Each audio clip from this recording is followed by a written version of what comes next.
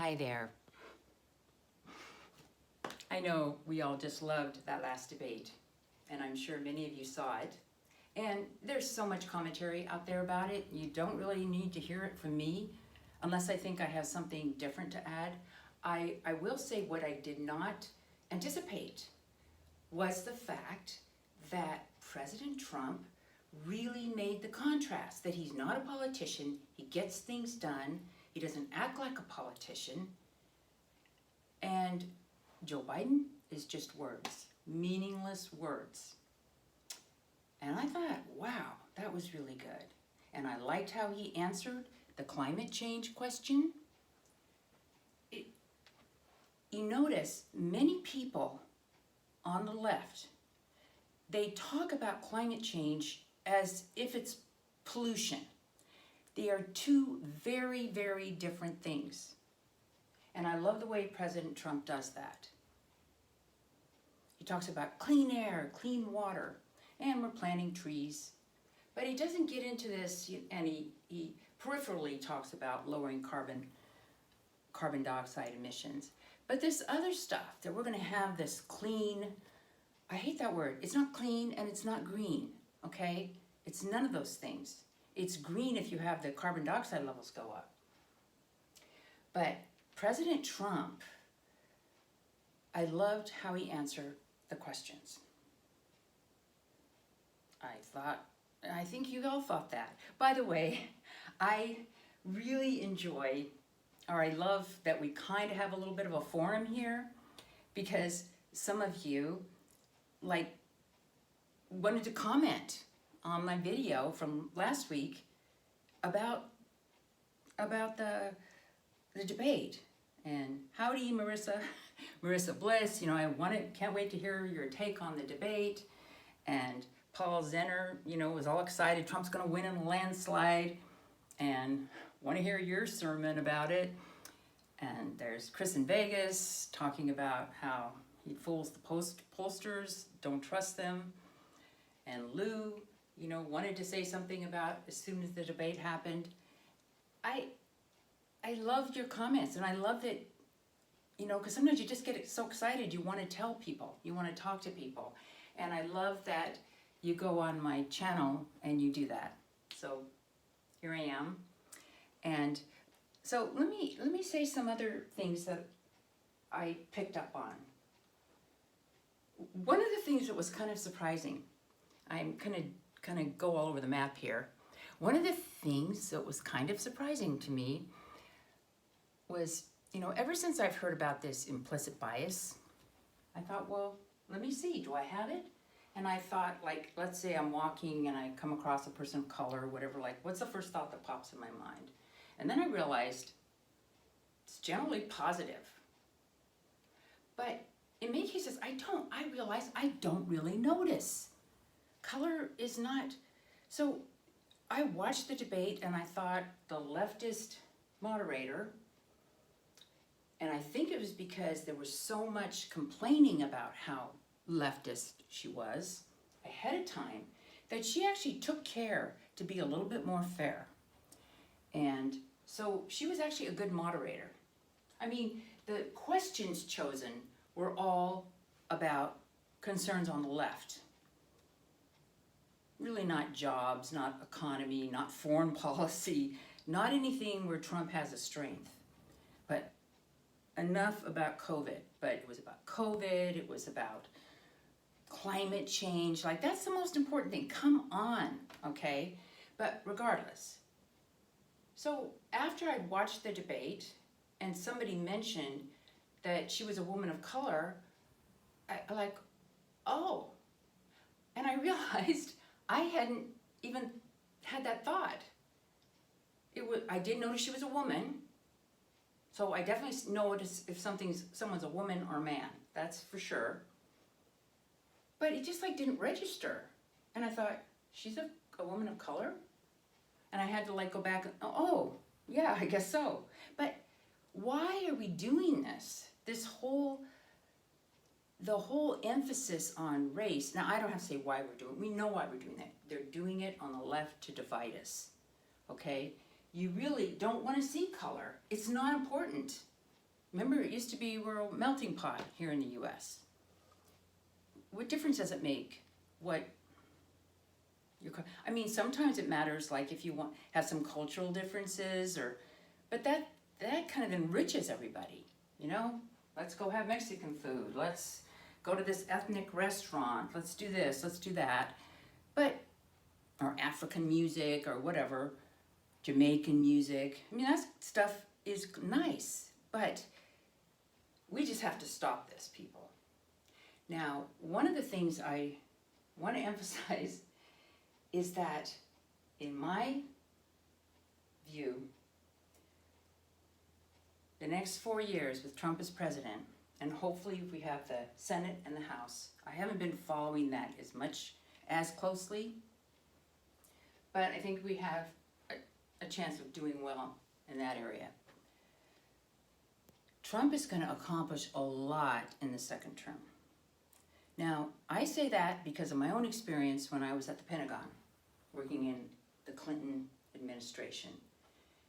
And I was there for 2.5 years, and it takes a while to know how to navigate that bureaucracy and be effective in what you do.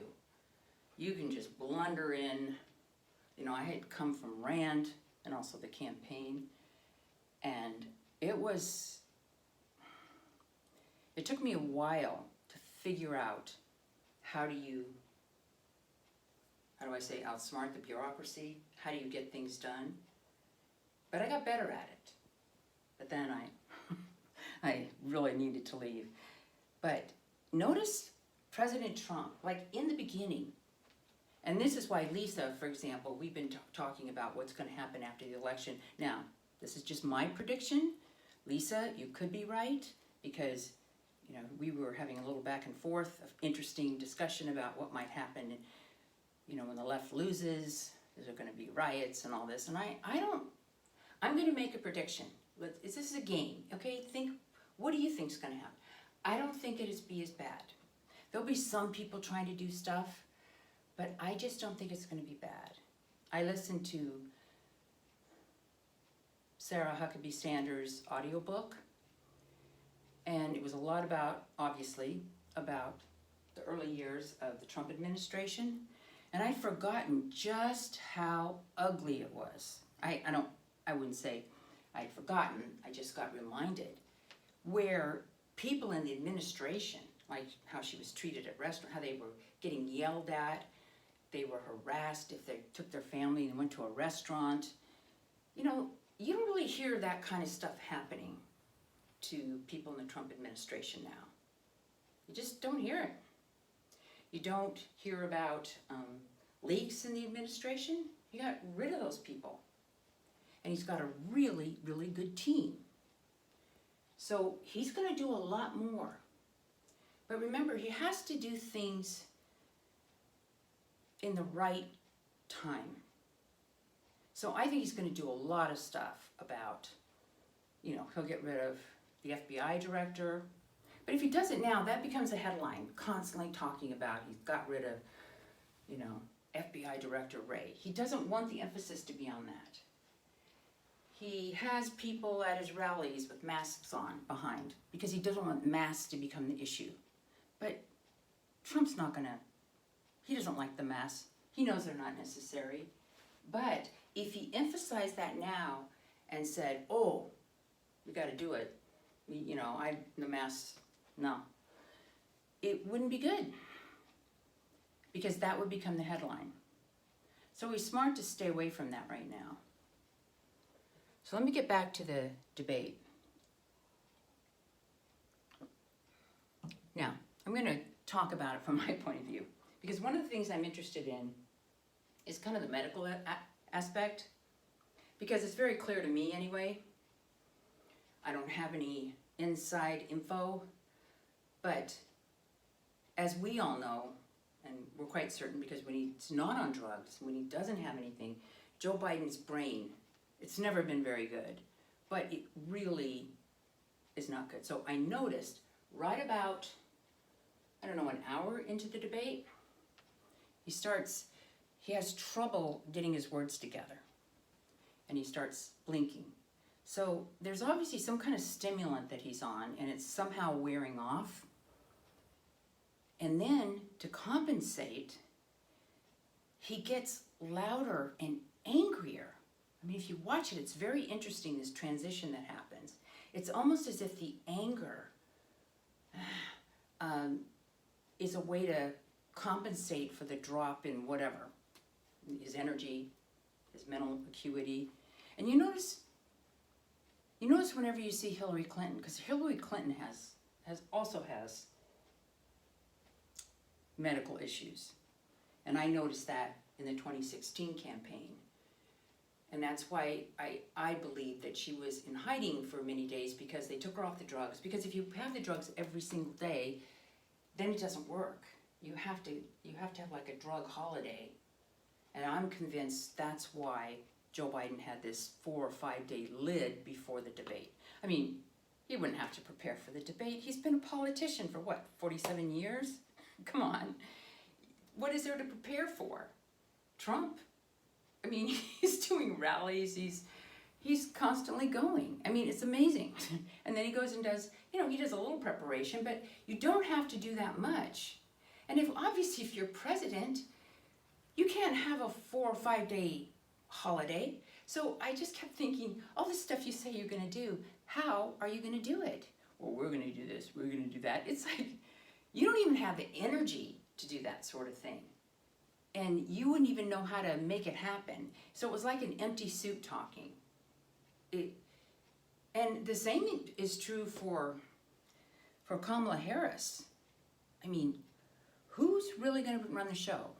I mean, for some odd reason, which it's not going to happen, if for some odd reason they got elected, it would be major chaos in the administration. There's always major chaos in a new administration. But in this case, who is in charge? Whenever you have a situation where you have a weak leader, you are going to have all kinds of people jockeying for power and control. Who will have it? Who will have the power?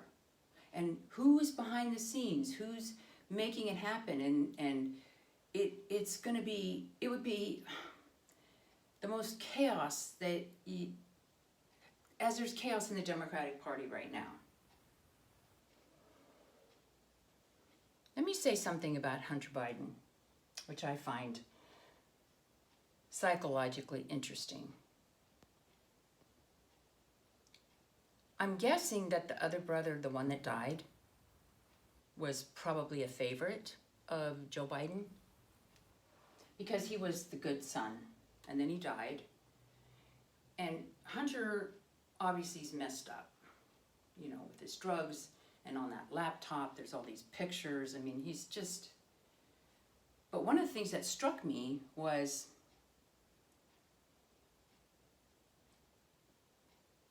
that he took that laptop and then forgot to that repair shop and forgot about it. Why did he forget about it? Oh, he's a crackhead. No, I think, you see, I'm convinced that people do things unconsciously. I mean, he unconsciously wanted to hurt his dad. Because if he didn't, he wouldn't have done that. And he would have been very careful. He wouldn't have put anything down in email. He wouldn't let anything like that happen. I mean, come on, after Oliver North in the 1980s in the Reagan White House, I learned you don't put anything on email. You just talk on the phone or you talk in person. Anybody that does that is just waiting to be caught in some way, shape, or form. I mean, to have those damaging pictures. But you notice another thing that's funny. So he probably adores his dad in one, and then hates him on another level. And you see this in the pictures. They will be standing and their arms will be folded exactly the same way, like they're twins. Another one, they're standing the same way and they have the same smile. It's bizarre. It's like he's trying to copy his dad. And then his dad wants to give him all these opportunities. So being vice president is a opportunity to get money for his son and for himself and his family. I mean, the sleaziness of that is horrific. And Joe Biden was just, how do I say, dumb enough? I mean, they all kind of do it, but he was more blatant. You could see it. Joe Biden is not very bright. It's kind of like, yeah, I'm going to do this. I mean, even without the laptop, when I saw the picture of Joe Biden flying, doing business in China, and he brings his son along. Now, on a trip like that, you should never bring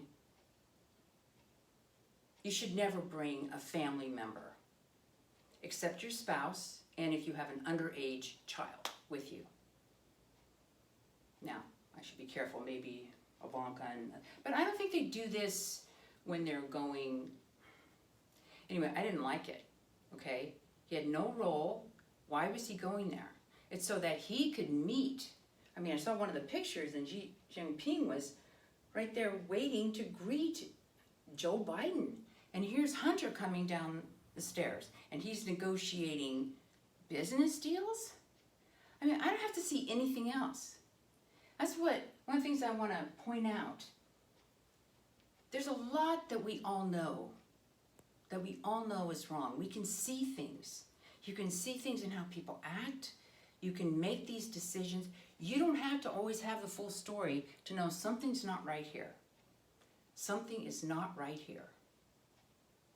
So keep that in mind. So I'm thinking that Hunter Biden, not consciously, but unconsciously, wanted to get back at his dad.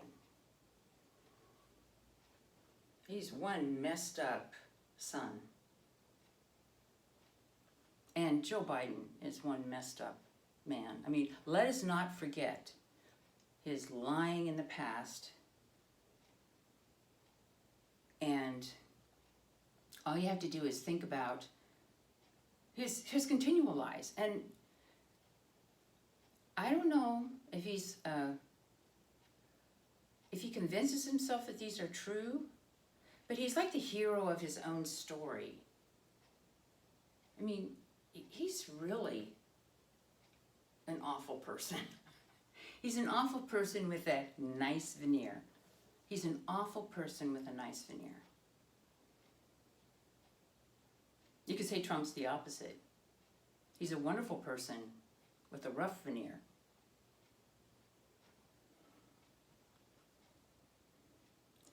So I saw something, just as a reminder, all those pictures of him putting his hands so inappropriately, so inappropriately on little girls, people sniffing that normal people do not do that. Normal people do not do that. A little friendly arm around somebody, that's different, okay? But, ooh, he's so creepy, so creepy.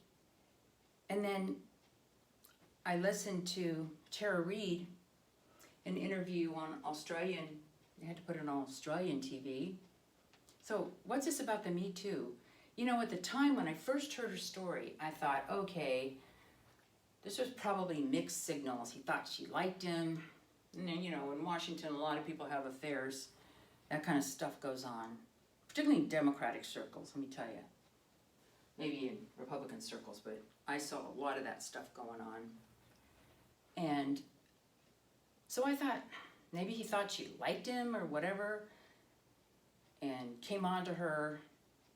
But when she told the story, and I was listening this time, she had a date with her boyfriend that night, and she did not like it at all. And he just assumed she did. I don't know what he was thinking. And did some bad things to her. I won't say this. This is family friendly, fair, but he did some things to her. And when she just finally, she was just like, no, or whatever, He said, "You're nothing to me. You're nothing to me." So what about Me Too? You notice Me Too has gone away? All of this is to protect Joe Biden. It's really bizarre. It's really bizarre. So another thing that really, let me just divert for a second. Another thing that really affected me this week is the recognition, okay, of how much the left-wing media and the tech giants, the social media people, are trying to control us. Don't let them do that. Just be aware of it. They're trying to control us. And that's another reason why I really, really want us to win big, because they can't control us. And they all, not all, well, most of them, think that we're stupid. They do not understand what motivates them. And that brings me to the Leslie Stahl interviews on 60 Minutes, which will air on Sunday. Today's Saturday. Now, it was very revealing. So Trump taped it, and that was great that he taped it, because he taped it and you could see the whole thing. And I actually watched it twice.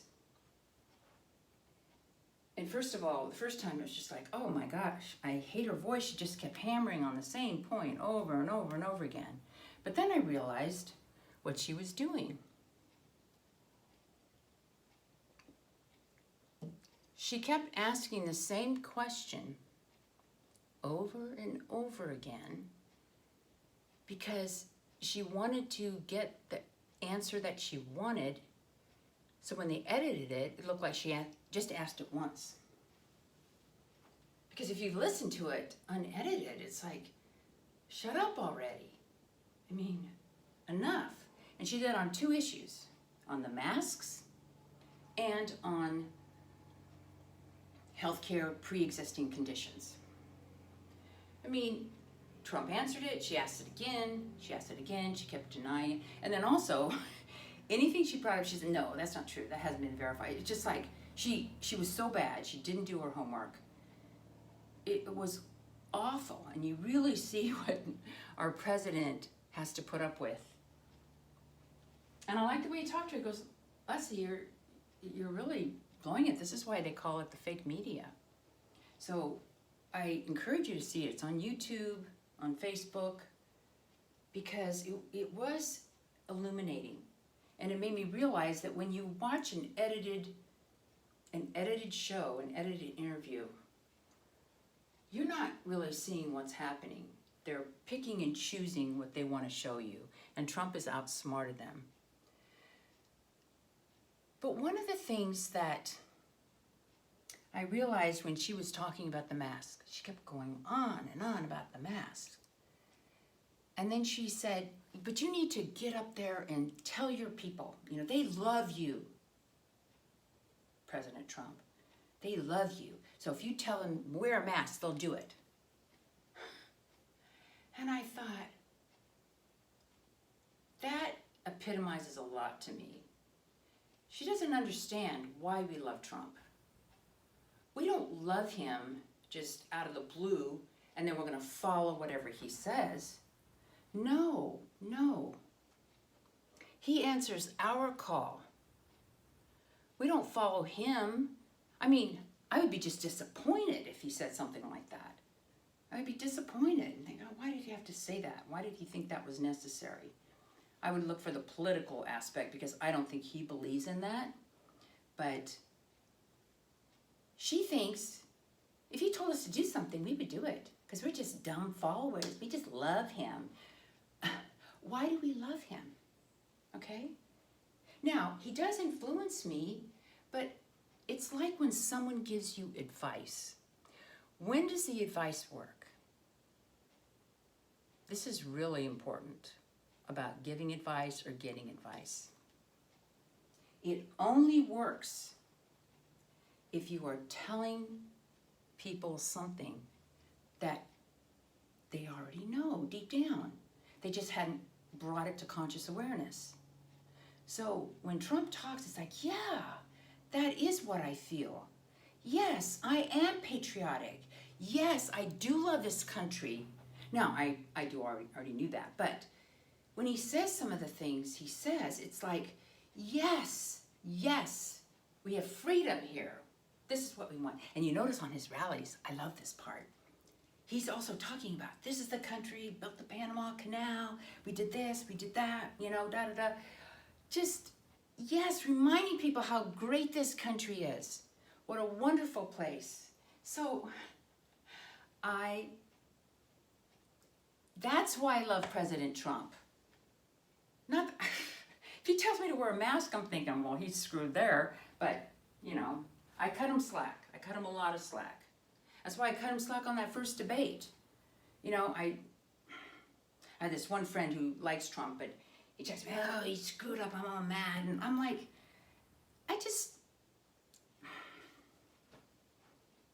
he's not perfect. And a lot of times you try something, you have a goal, and it doesn't work out exactly the way you would wanted it to do. It's always easy to do Monday morning quarterbacking. He did want to break up Biden's left base, to get them to not support him as much, to not be so excited about him. But of course he was going to do these other things later. I mean, I don't like the extra criticism. I don't need to hear it. And when people were saying that, I don't think they understand the pressures he's under and what he's doing for us. Cut him some slack. Could you do what he does? Could you do that? Could you get up and debate like that and do all the things that you're doing? He's got to go with it. He's going to learn. He's going to get better. He's going to understand what the dynamics are and how to do it better. He learns. He grows. And I love that about him.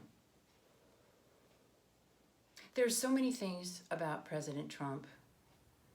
You notice they don't talk about the wall because the wall is basically built. So immigration is really not talked about that much.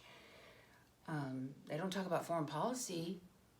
I mean, I think he's had 4 Nobel Peace Prize nominations already. It's incredible what he's doing. He's approaching things in a different direction, and he's just doing great things on that score. I see these ads for the Wounded Warrior Project, and send this amount of money to help these wounded. When you see these guys, struggling with their families, some of them have. I mean, it's very sad. Okay, they've had this happen to them in Afghanistan, and they're struggling with their lives. Okay, just wonderful people. And I'm thinking, that all didn't have to happen, okay? Trump is stopping that. He's not gonna have all our soldiers and people get injured and killed. That is huge. Instead, he goes and hits the top people, okay? And he wants to get us out of these wars. That is huge. The left would normally love this man. Love this man. What's the matter, people? I'm not talking to you. But it's like, he is so amazing. Okay, now, I want to talk about something else. So I was looking on Twitter and I saw this little clip of Kamala Harris. I mean, she's so bad, so bad. But she was saying, we've had 200 million Americans die of COVID. So I retweeted and said, does she also have dementia? But I was talking to Robert, my stepson, yesterday. I showed him that. And he said, he didn't think that was it. He said, she's like English majors. I mean, I don't think she really understands numbers. And that was very interesting to me. And I thought, that's right. Because I'm in a numbers world. I live in a numbers world. So she was saying 220 million instead of 220,000. And I'm thinking about all these people, you know, with the Green New Deal. They have no idea what they're talking about. They have no idea. Numbers, they're like, they just make these crazy, I mean, literally crazy plans that would screw up everything. And they don't understand what they're talking about. So maybe it wasn't dementia. She just heard 200 million, and it's like, what, 200 million, 220 million is kind of the same as 220,000. That is scary. Oh, another thing I liked on Trump on the debate is he really made it concrete what, especially at the end, what Joe Biden was talking about. Like retrofitting the houses. They would have like no windows, okay? Or very tiny windows. You know, I think you need to make it concrete for people. I saw a picture of what would happen if that thing for the suburbs he keeps talking, President Trump keeps talking about, for the suburbs, you know, if you had the low-income housing in suburbs, there was like a single story house, and then this big, almost tenement style thing in your neighborhood. I mean, if you saw that picture, that would scare anybody. I mean, that is horrible. And so if you listen to what Joe Biden finally started talking about, which the Democrats have been talking about a lot, it's like this vision of, we're going to create all these jobs. I mean, it doesn't happen, people. They talked about this like in 2006. Oh, we're going to get all these green jobs. You had Silicon Valley investing.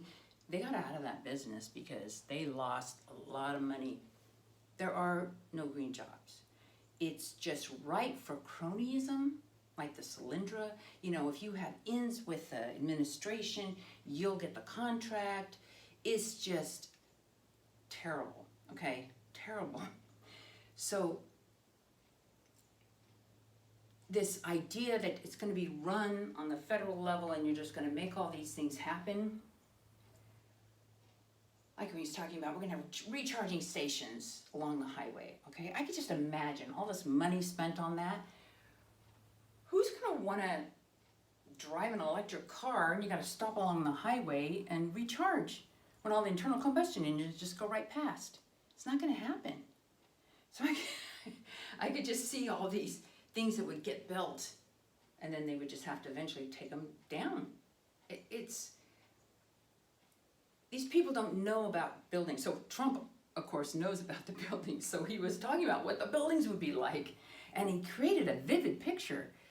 But this idea, these people, I'm now seeing that people on the left live in a fantasy world.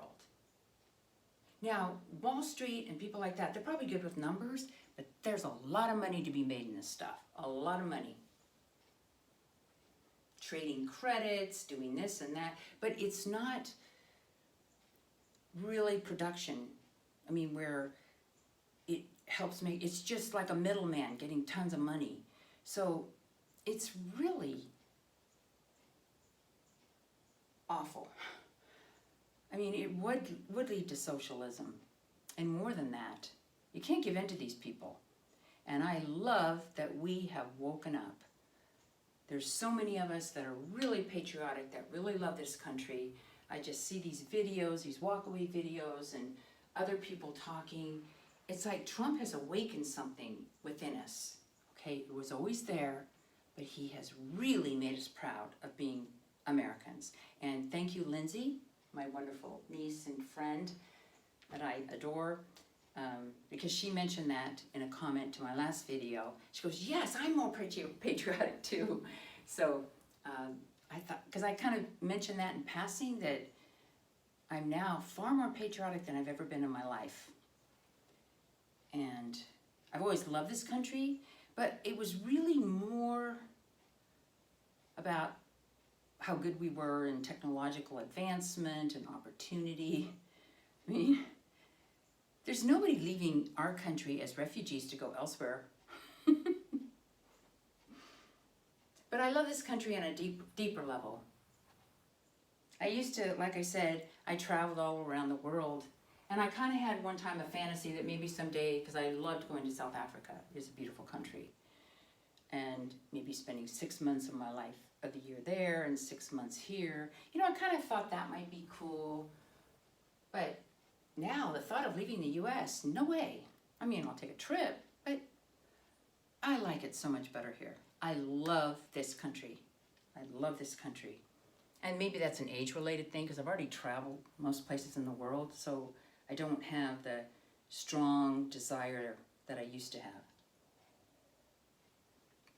And also I realized that I used to travel so that I could learn more about myself and be alone. Because, you know, I was married and, you know, when you travel, just, you learn different things. And now I have this haven that I live in. There's no resort I could go to that would be better than where I live right now in my haven here. And I'm close to the beach, I'm close to, I mean, I just live in paradise, so what can I say? Okay, I want to talk about, quickly, COVID. I looked at some numbers today because I was very interested in, you know, we're being fed all these cases. Okay, first of all, people ignore the cases. Even the death rates are very suspicious on this. And as somebody pointed out, you know, dying because of COVID is not the same as dying with COVID. And I'll just remind you that the CDC had said, really there's only 6% of the deaths that were the only cause of death listed was COVID. So I saw this on OAN News. I didn't actually see it on the CDC website, but they were quoting the CDC. But I just had a hard time finding it. But it was updated October 21st, so just a few days ago. But there were over 130,000 deaths listed in these 220,000 odd, I think it's a little more than that now, deaths from COVID. They also had pneumonia, influenza, heart attack, chronic lower respiratory disease. Some people already had life-ending diseases such as cancer, dementia, end-stage renal failure, and 6,000 of them that were listed as dying of COVID were in hospice. They were in hospice. So another thing was pointed out was that the CARES Act, passed by Congress in March, gives hospitals like 20% extra in funding from Medicare, Medicaid, if it's a COVID death. So that's a big mistake. Always look for the funding. We should take that away. Now, nobody's going to do it, but we should take that away. Because if there's a benefit in saying it's a COVID death, if there's a financial benefit, well, of course, these hospitals are struggling right now. They're going to put that down there. So I don't really know how many actual people die of COVID. And neither do you, right? But here's one way you can tell. You don't have to do all this research. Don't believe everything that you read, okay? Just ask yourself, how many people do you know who've died of COVID? I mean, I would be very concerned if some people in my family, some people I knew were dying. I don't know anybody. I talked to my brother, he knew somebody who was like in their late 50s or something, but whatever. I'm not saying it might help push you over the edge. Clearly, if you're older and you have other issues, but then get treated. So this has been so politicized, and it's seen as an opportunity, this is my belief, for global control in the same way that climate change has done it. Because again, notice about climate change. Oh, if it's hot for some reason, they'll say, oh, global warming. But really, how has climate changed? Oh, rising sea levels, really? Where you live, do you see rising sea levels? I remember reading that you're like in the year 2000 or something, your kids will never see snow again. There's lots of snow. All of this gets manipulated. So you need to look at your own experiences because they explain away everything. So the kinds of science to be wary of, in my view, is any kind of science that is a projection. There's this constant ginning up of fear. Would you even know that there was a COVID-19 pandemic if people weren't locked down in various places in the world, if people weren't wearing masks all the time? Would you even know? No, it would just be like a cold season, and some people would get sick, and some people would get really sick, and they'd go to the hospital and get treatment. But of course now you can't do the hydroxychloroquine, which is a very good treatment.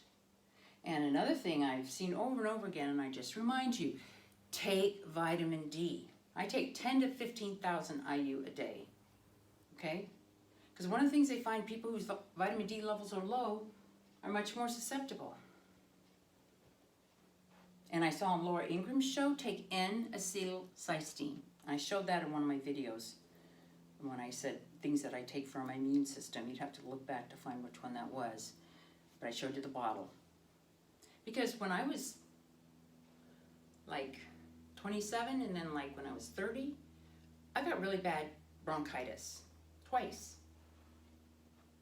And if I had a cold, it would start to settle in my chest. And that went away when I started taking the N-acetylcysteine, which is really good for your lungs. And another reason why that probably never happens is my vitamin D. And I take some zinc. I don't take a lot of zinc, but I do take zinc. But if you have a high sugar diet, that depletes your body of zinc. So most of these people, they're just walking ready to catch viruses. I don't get sick. I don't get sick. It's amazing. I used to get sick, you know, occasionally get a cold. I don't get any of that. Now this year, everybody's like hiding away, so maybe I'm not exposed to anything, but I just don't get any of that. So there's ways you can take care of yourself, people. And one of the things I've noticed this year that's just, not just this year, but like, look, you cannot argue with some of these people on the left. You just can't. They literally see things differently. They're in this different world. Don't even try. The only way to try is people that kind of feel the way you do. But if you just, like there was, when they were talking about masks, all these people were comparing them to seatbelts and what, you know, you shouldn't, of course you should wear a mask to protect people. That's like saying you shouldn't have you shouldn't have speed limits, you shouldn't have seatbelts. And I'm like, I don't see the equivalence to that at all. Because they believe they are protected if they wear a mask. They believe they are protected, and they believe they protect others. They're so kind. And I'm saying, no, you are screwing us up. Kids wearing masks, people wearing masks, that is doing something to our society and to our psychology that is wrong, wrong, wrong. But I can't argue with those people, nor do I want to. But every once in a while, I'll just read it, and it's almost nauseating to read these people. And I'm like, okay, I gotta get off this. I gotta get away from this. Okay, I want to end with another point. In today's world, and this really came out with the 220 million with Kamala Harris saying that. I have an idea of what you can do. And maybe some of you do this already. But I think I don't know when I started doing this, probably with Harold, my late husband. We would discuss these things all the time. And right now, what I'm going to suggest to you is very easy to do. When I was younger, it wasn't easy to get this information. You had to have an encyclopedia, and it was always out of date. But now you can, I would say Google, but now I do DuckDuckGo, which is very easy, and I like it. I don't want to use Google anymore. So one of my friends told me, you just go to Safari and you can select DuckDuckGo on my Apple devices.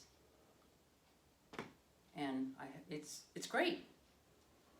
It's listed as one of the things you can select. I don't want to use Google. So I haven't had any trouble searching for things, so I'm glad I did that. By the way, the same girlfriend said, if you go into a place and they're going to take your temperature, she's kind of like, oh, I don't want my pineal gland. I don't want them putting it there. I'm very sensitive. But you just put your wrist out. You go, no, I don't want it on my head. Put it on my wrist. And I've done that a couple times when I've gone to places where they take your temperature. And I've never gotten any pushback from that, ever. And for some reason, it just makes me feel better. It feels less invasive than them putting it on your head. So no, you can just go, oh no, do it here. And they're fine with it. Doesn't have to be right there on your forehead. But anyway, so here's what I want to do. And you can make a game with it. You can make a game with it with kids. You can make a game with it with your partner, game with it with your friends. Pick something and ask yourself or ask them, how many people do you think it is? What do you think the number is? And we're kind of doing that here. Like, what do you think will happen with the election? And make it a puzzle. And then you can look it up. So for example,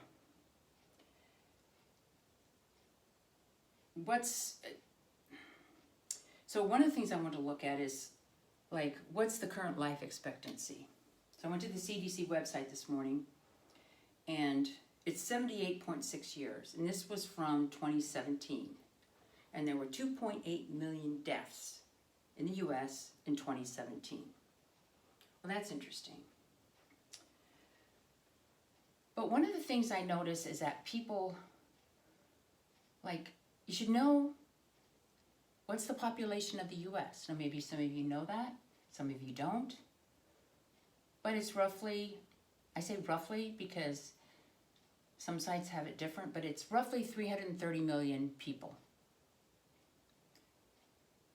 That's about 1/3 of a billion people in the U.S. How many people are in the world? 7.7 billion, a little less than 7.7 billion people.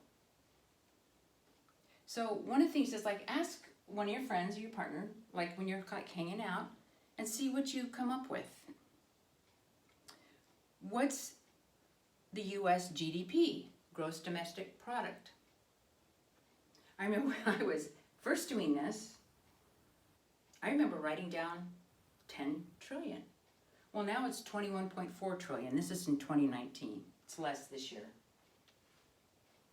It's 21.4 trillion. These are numbers that you should know because it helps you now trillion, you have to understand a trillion.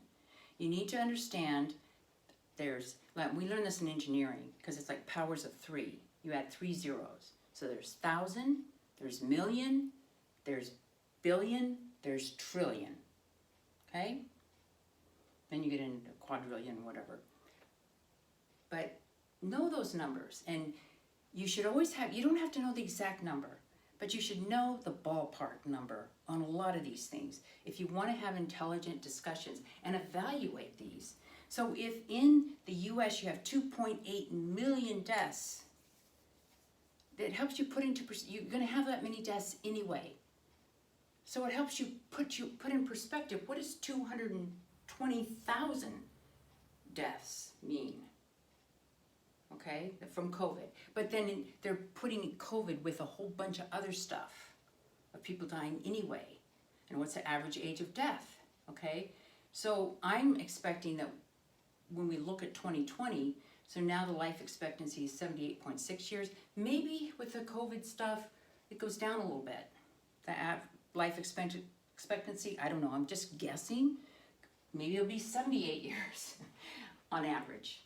Let's see how much, because I think if you do have COVID, maybe it pushes it down a little bit, but not much, not much. So how much is the U.S. debt? I was at a Caltech luncheon once, and the speaker asked the audience the question. Nobody had a clue. I was shocked. This is Caltech audience. It's like, I mean, not just people who contributed money to Caltech and whatever, Caltech Associates meeting. And I said, 22 trillion. He goes, right. And everybody looked at me like I'm a genius. It's like, you guys didn't know that? They didn't know that number. I was actually surprised. Well, right now the U.S. debt, this was not that long ago, is now greater than $27 trillion.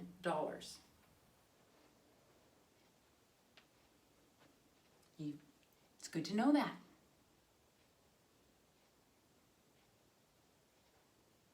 Okay, what country has the most population? You should know that China is 1.4 billion. India is a little bit less than 1.4 billion. But it's projected, India is projected to overtake China in population because of the birth rate in 2030. Just read that this morning. So both of them are roughly 1.4 billion. That's good to know that. So what do you think? And then the next country is the US at this 330 million, roughly a third of a billion. What's the next country? I'll tell you in just a minute, but it's fun to guess. Indonesia. It's 267 million. Indonesia was the first international country I traveled to in 1983. I worked on the satellite, the Earth station, outside of Jakarta, about an hour outside, for the 1983 launch of the Palapa satellite, and that was the one that Sally Ride went on. That was fun. I was there for 3 months, Indonesia. What an adventure. And then the next country after Indonesia is Pakistan at 233 million people. How many countries are there in the world? You should know that. 195. Now, I mean, you can just look this up on DuckDuckGo or Google, whatever. That doesn't include Taiwan. I didn't realize that because the UN considers Taiwan to be part of China. I mean, I knew that there was issues there, but that's disgusting, isn't it? Now, there are 193 countries in the United Nations, and 2 countries that are non-member observer states, the Holy See and the State of Palestine. I really don't like the UN. By the way, let me just point out that the UN is the genesis of all this globalism and the World Economic Forum. They really want to use this COVID pandemic, hyped up pandemic. They want this reset, and then also the whole climate change thing. That's why we've got to just pull back from that. Don't do it. But anyway, I could go on and on. I encourage you to do this with your kids, your grandkids, people that you know. Make a game of it. It's fun. Just see if you can guess what it is. And we could do this with a whole bunch of stuff. How old is the universe? Da-da-da. And I'll stop there. But I kind of had fun doing that this morning, reminding myself, because I learn it and then it grows, okay? And let me just say something, because you'll hear a lot about population. Oh, we got to worry about population. I read a very interesting book by Julian Simon that really opened my eyes. He wanted to study, he's passed away like in 1995. Brilliant guy, very independent thinker. But he wanted to study the whole population issue because, that was when the population bomb and people were concerned about population. And I won't go to all the details, but I was really shocked when I read, he said the world can hold easily 50 billion people, and it would be good. 50 billion. Okay, nobody thinks it's going to be that high, but I'm not going to worry about it until it gets to 50 billion. Meanwhile, I love all these cute, wonderful babies, all sorts coming into the world. And I just want to say something about, had some interaction with my niece Lindsay and her family. I just love what she's doing. She's the kids are just thriving. And So my great nephew, I guess you'd call him that, Tyson, he's 10. He's running, she showed me a video he made of running for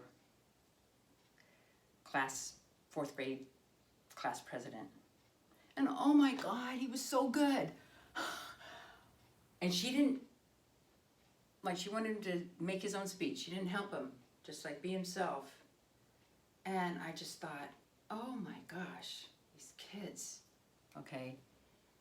And Kaylee and Presley, I mean, what Lindsay and Mike are, what they're doing. And she said, she's not having them go back to school when it's like a concentration camp. And I so admire that. And these kids are just thriving. They're so great. So these are the new generation, and wow, it's really wonderful. So this is a kind of a long video, but it's really fun doing this. It's really fun sharing my thoughts with you. And I appreciate all of you. I really do. This is a fun thing for me. It's a fun thing. Okay? Have fun with those games. Learn those numbers. And let's think for ourselves. We're smarter than they think we are.